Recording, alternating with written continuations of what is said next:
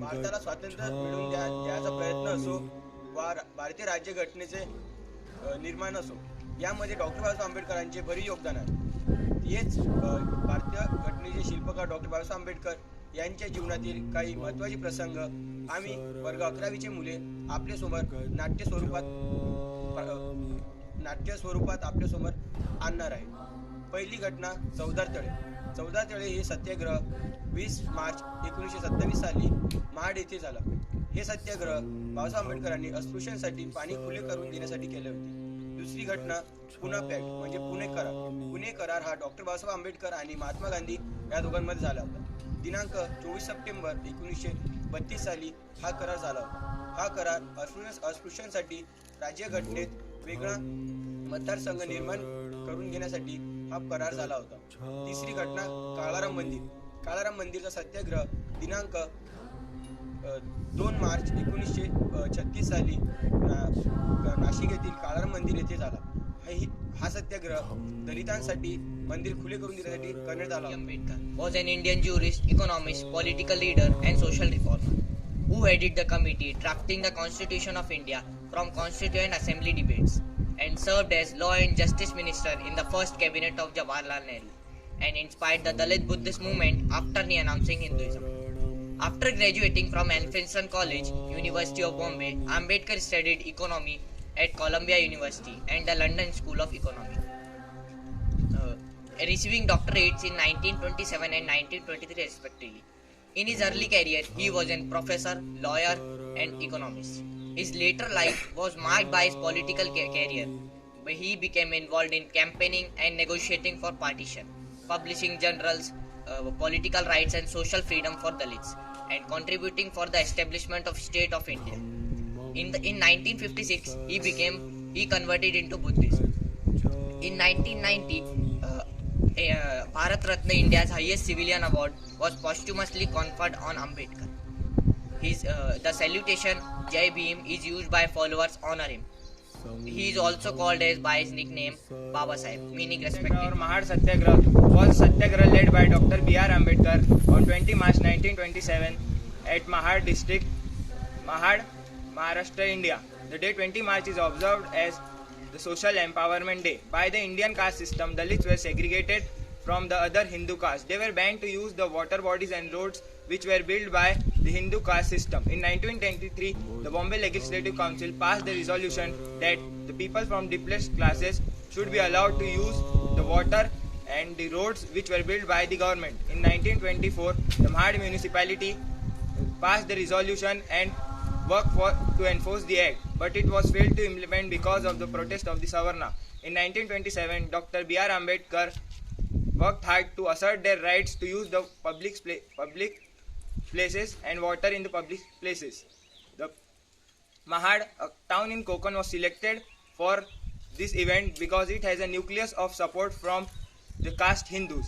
These includes 𝐓𝐞𝐚𝐜, G.N. Sahasrabudhe and Surendranath Tipnis, who was the president of the Mahad municipality. Surendranath Tipnis, the president of the Mahad municipality, allowed their open spaces to use by the untouchables and invited Dr. B.R. Ambedkar to uphold the meeting at Mahad. After that, they proceed to the Chaudhar tank and Ambedkar drink water from the Chaudhar tank and thousands of untouchables followed him. Sir, आमच्या महाडमध्ये तुमचं स्वागत आहे. तुमच्या परिषदेसाठी तुम्ही आमच्या महाडची निवड केली याबद्दल आम्ही महाड निवासी तुमचे खूप खूप आभारी आहे. हो, आभार कसले मानताय नाना?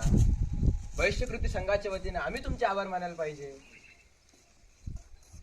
डॉक्टर बाबासाहेब आंबेडकरांचा विजय असो. डॉक्टर बाबासाहेब आंबेडकरांचा विजय असो. बसा बसा.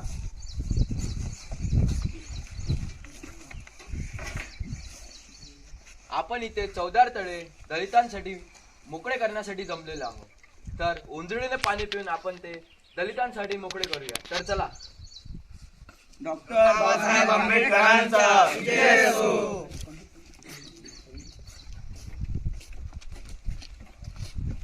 आम्ही तुम्हाला हे तळे तुमच्या पर्शाने अशुद्ध करू देणार नाही. असं का? इथे सगळ्यांसाठी मोकळे आहे. इथे जनावर सुद्धा येऊन त्यांची ताण बघतात, तर आम्ही का नव्हे? आजपासून हे तळे सगळ्यांसाठी मोकळे होईल. कोणत्याही जातीचा पातीचा कोणताही लोक इथे येऊन पाणी पिईल. तर चला. डॉक्टर बाबासाहेब आंबेडकरांचा विजय असो. डॉक्टर बाबासाहेब आंबेडकरांचा विजय असो. या पृथ्वीवर मी तुमच्यासारखा माणूस नाही बघितला. अहो काय म्हणता काका? हो हेच खरं आहे. तू लय मोठं काम करत आहे, पण आजपर्यंत कोणी सांगितलं नव्हतं.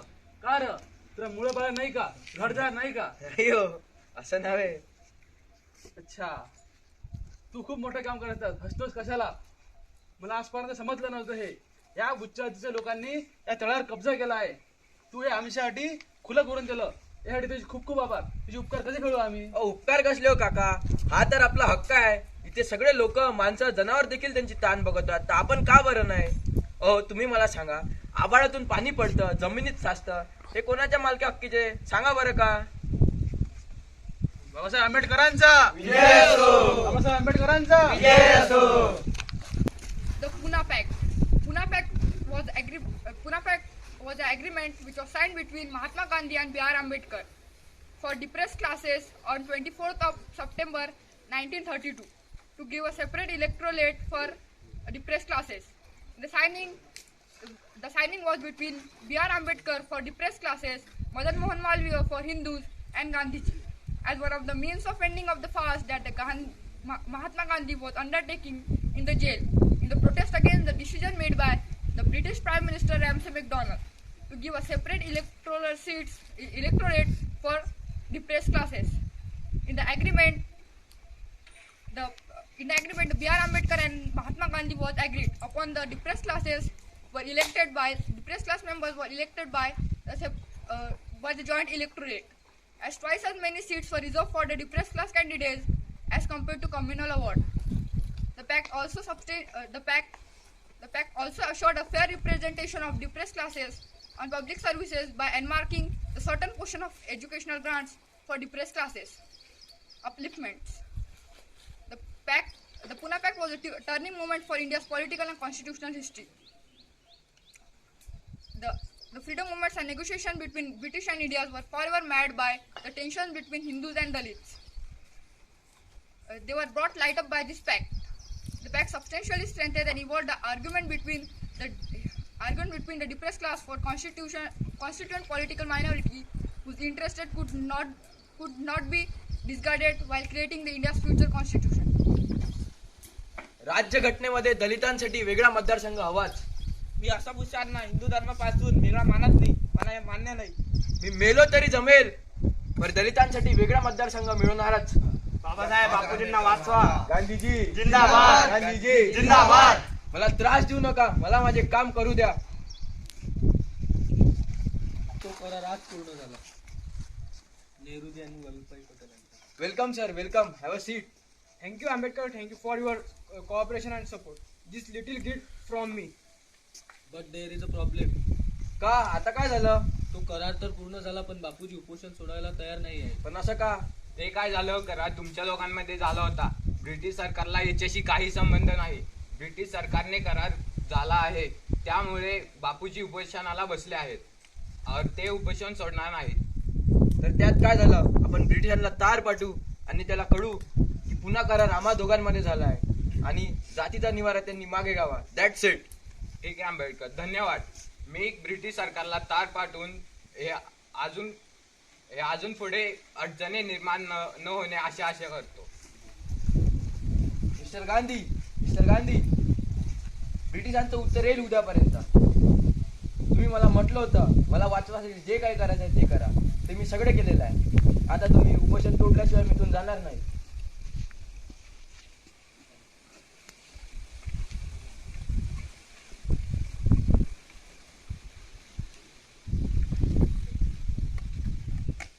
ठीक आहे मिस्टर आंबेडकर, धन्यवाद. Kalaram Temple Satyagraha was launched by Dr. Bhimrao Ambedkar on March 2nd, 1936 for the temple entry of untouchables. This Satyagraha took place in the Kalaram Temple of Nashik because in the country of India where the upper caste amongst the Hindu had the right to enter the temple by birth, but the Hindu Dalits did not get this right.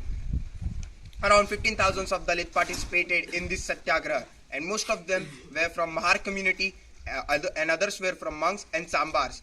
There were a large number of women in it. This satyagraha started for 5 years, 11 months and 7 days. In his satyagraha and struggle for the entry of Kalaram temple, he asked, if God belongs to all, then why only few peoples are allowed to enter his temple? Babasaheb Gaikwad, Shahasrabudhe, D.V. Pradhan, Babasaheb Khare, Swami Anand were there. Dr. Bhimrao Ambedkar also asked that Hindus should also consider whether temple entry is the ultimate aim of uplifting the social status of Hindu Dalits, or is this the first step towards their rise? If this is the first step, what is the ultimate goal? If temple entry is the ultimate goal, then people of depressed classes will never support it. The ultimate aim of depressed class is participation in power. The people from all over Maharashtra came to Nashik to participate in this satyagraha. A meeting was organized on March 2nd, 1930, and Ambedkar as its president. The next day, on March 3rd, 1930, 4 groups of satyagrahis were formed and stationed at the 4 gates of temple. जय श्रीराम, जय Shriram. Doctor Babasaheb आंबेडकरांचा विजय असो. Doctor Babasaheb आंबेडकरांचा विजय असो. माझ्या मित्रांनो, शांततेपणे माझं ऐकून घ्या. इतक्या वर्षापासून आपण उच्चवर्णीय हिंदुवांचा आर्यराबा इतक्या वर्ष सहन केला आहे, परंतु सहकारी मित्रांनो, आता शांत बसायचं नाही. मंदिरामध्ये प्रवेश मिळून तर बसल्यावर आपला प्रश्न सुटणार आहे का? तर नव्हे. हे एक उच्चवर्णीयांना दिलेला समाज आहे. तर आपला हा सत्याग्रह मूळ विधेतून आपण घेतलेला आहे, तर शांततेपणे ऐका आणि सहकार्य करा. डॉक्टर बाबासाहेब आंबेडकरांचा विजय असो. डॉक्टर बाबासाहेब आंबेडकरांचा विजय असो. हो महाराज, आम्हाला पण मंदिरात प्रवेश द्या. तुम्हाला, अरे तुमची लायकी तरी आहे का? आले मोठा हक्क मागायला. खबरदार कोणी आत आलं तर याद राखा, तुम्ही तुमची परंपरा मोडू नका. अरे तुमचा प्रवेश हा देवाला सुद्धा मंजूर नाही.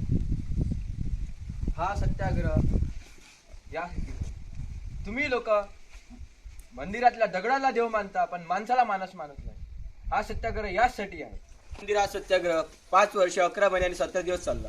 त्यानंतरही वरच्या जातींच्या लोकांनी अस्पृश्यांना मंदिरामध्ये प्रवेश दिला नाही. त्यामुळे डॉक्टर बाबासाहेब आंबेडकरांनी बौद्ध धर्माची दीक्षा घेण्याचा निर्णय घेतला. नंतर डॉक्टर बाबासाहेब आंबेडकरांनी नागपूर येथील दीक्षाभूमी येथे 14 ऑक्टोबरला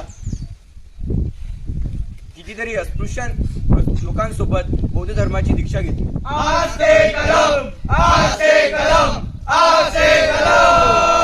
घटनापती, तर्कशास्त्र, भारतीय राज्यघटनेचे शिल्पकार, क्रांतिकारक, क्रांती सूर्य, वीररत्न, भारतरत्न, बोधिसत्व, मूकनायक, युगपुरुष, न्यायमूर्ती, कायदे पंडित, महामानव, परमपूज्य डॉक्टर बाबासाहेब आंबेडकरांचा विजय असो. डॉक्टर बाबासाहेब आंबेडकर